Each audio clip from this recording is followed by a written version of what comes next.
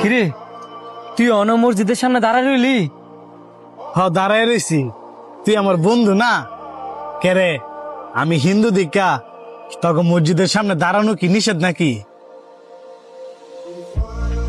না না, নিষেধ হইব কে লিগা? তুই যদি ফাঁক থাকস তাহলে তো মসজিদের ভিতরে যাইতে পারবি। বন্ধু, আমি না একটা জিনিস লক্ষ্য করলাম, তখন মুসলমান ধর্মের মধ্যে আর আমাকে হিন্দু ধর্মের মধ্যে একটা পার্থক্য আছে। আর ওটা পার্থক্য তো থাকবোই, তগো ধর্ম আলাদা আমগো ধর্ম আলাদা। তুই বুঝস নাই আমি কোন পার্থক্যের কথা কইছি? এই যে তখন মসজিদের মধ্যে ধনী গরিব ছোট বড় সবাই একসাথে নামাজ পড়ে। আমরা সবাই একসাথে নামাজ পড়ি, তোরা হিন্দুর অত সবাই একসাথে পূজা দেস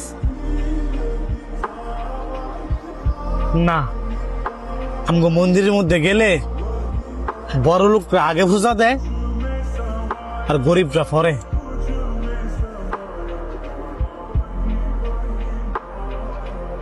ওইসে লহে দিকে ঘুরতাম যাই, এক লগে চা খামনে।